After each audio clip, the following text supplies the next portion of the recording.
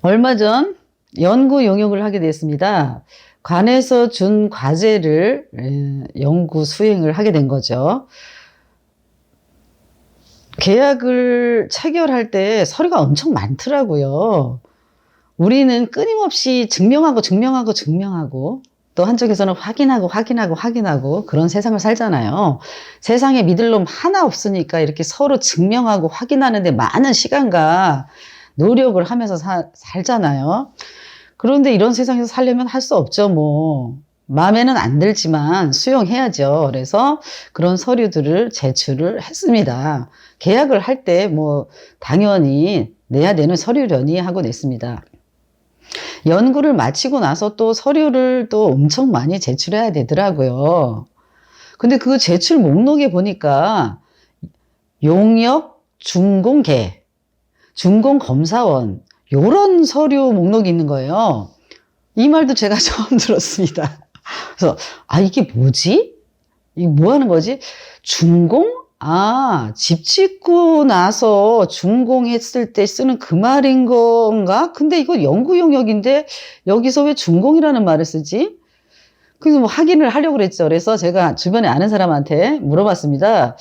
이 준공계 뭐 이런 거 내라 그러는데 이게 지금 건설 현장에서 쓰는 말 아니에요? 제가 이렇게 얘기했더니 맞다라고 하더라고요. 그런 거 있잖아요. 우리가 건물 지을 때 시공, 착공, 준공, 완공 이런 말 있죠.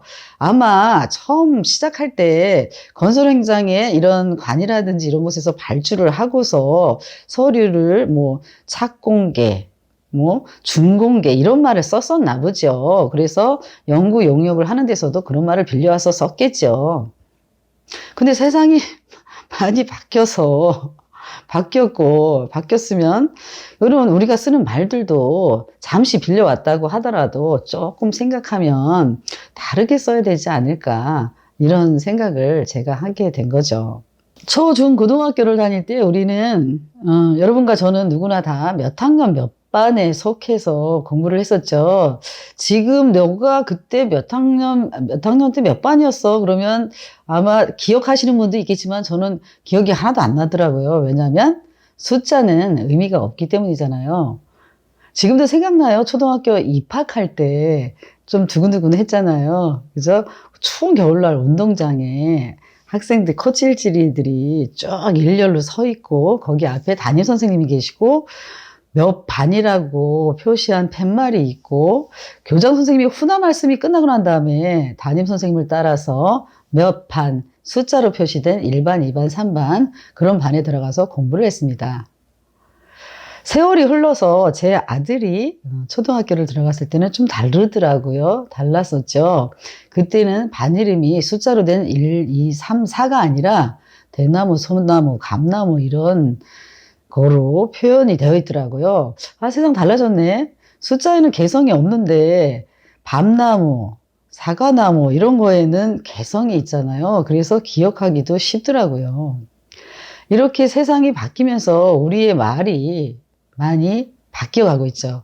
그런데 아직도 몇십 년이 지났는데도 변화되지 않는 말들이 있더라고요. 그 얘기를 몇 가지 제 사례를 말씀드리려고 그래요.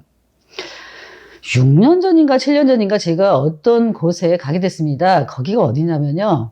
여러분들도 이 말을 들으시면 깜짝 놀라실 텐데요.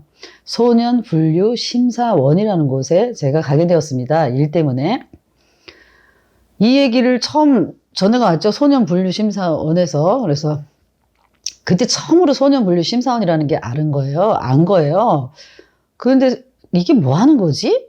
뭐 하는 데인지를 잘 모르겠는 거예요. 그래서 뭐 또 인터넷에 도움을 받았죠. 인터넷을 이렇게 찾아보니까 이런 말이 나오더라고요. 제가 다 외우지를 못해서 이 부분은 제가 한번 읽어보도록 하겠습니다. 이렇게 써 있더라고요. 소년법에 의하여 법원으로부터 결정 송치된 가위탁 소년의 수용 및 심판 보호 처분의 대상이 될 소년의 아이고 말이 너무 어려워서 읽는 저도 참 읽고도 잘 이해가 안 가요. 하여튼 성격, 자질 등을 의학, 심리학, 교육학, 사회학, 기타 전문 지식에 의해서 분류 심사한다 라고 나와 있더라고요. 말 되게 어렵죠, 뒷단. 저희 그래서 저걸 봐도 잘 모르겠지만 그래서 딱 하나 기억나는 건 그거인 것 같아요. 범죄를 저지른 소년들을 분류해서 집으로 보낼 건지 소년으로 보낼 건지 그렇게 그 심사한다 뭐 이런 것 같아요. 그래서 소년 분류 심사원인 거잖아요. 근데 이 말을 처음 듣고서 이게 뭐지? 이랬죠. 그래서 뜨거운 게 막 확 올라오는 거예요. 왜 사람을 분류를 하지? 물류창고에 있는 물건이 아닌데, 물류창고에서 우리가 물건 분류해서 부산, 서울, 광주, 대구, 뭐, 성남, 뭐, 이런 식으로 보낼 것을 이렇게 분류하는 거 있잖아요. 이런 것처럼 소년을 분류한답니다. 그때 거기 소년분류심사원에 가서 그 대표랑, 거기 대표랑 차를 한잔하면서 이야기를 하게 됐습니다. 그래서 제가 제 생각을 얘기했죠. 아니, 어떻게 소년들을 분류를 한다는 표현을 쓰죠. 저는 이 얘기를 들었을 때 기분이 아주 안 좋았습니다. 유쾌하지가 않았습니다. 이렇게 얘기를 했더니 그분도 동의를 하시더라고요. 그러면서 그분이 하시는 말이 더 재밌었습니다. 뭐였냐면 일제시대 때는 소년 분류 심사원이 아니라 감별소였다 그러더라고요. 감별소. 우리가 병아리 새끼도 아니고 뭘 감별한다는 얘기인지는 잘 모르겠지만 예. 또 하나의 사례가 있습니다. 세상이 바뀌었는데도 우리가 습관적으로 쓰는 말들에 대해서 지금 얘기하고 있잖아요. 그 기관에서 근무를 하시던 분하고 잠깐 이야기를 한 적이 있었습니다. 이야기 도중에 그분이 이러시더라고요. 강화물이라는 말을 하시는 거예요. 그래서 딱 듣고서 강화물이 뭐지? 그것도 처음 듣는 말이었기 때문에 우리가 뭐든지 처음 들으면 무슨 말인지 모르잖아요. 그 뜻을. 근데 이야기 맥락을 딱 보니까 뭔가를 줘서 그 학생들, 그 사람들을 이렇게 좀 지지하고 격려해서 내가 원하는 방향으로 그러한 행동을 하게끔 하는 거구나, 라는 생각이 이제 드는 거죠. 그러면서 또 뜨거운 게 막 올라오는데 그게 뭐냐. 아니, 우리가 고양이, 개, 쥐도 아닌데 왜 강화물을 주는 거지? 이런 그 뜨거운 것이 올라왔습니다. 그 말을 듣고서. 이 강화물이라는 말과 비슷하게 또 쓰는 말이 있잖아요. 우리가 조직을 경영하시는 리더라든지 이런 분들이 쓰는 말이죠. 당근과 채찍이라는 말이 있잖아요. 전 그 말을 들으면 또 이거는 뜨거운 정도가 아니라 분노가 막 올라오죠.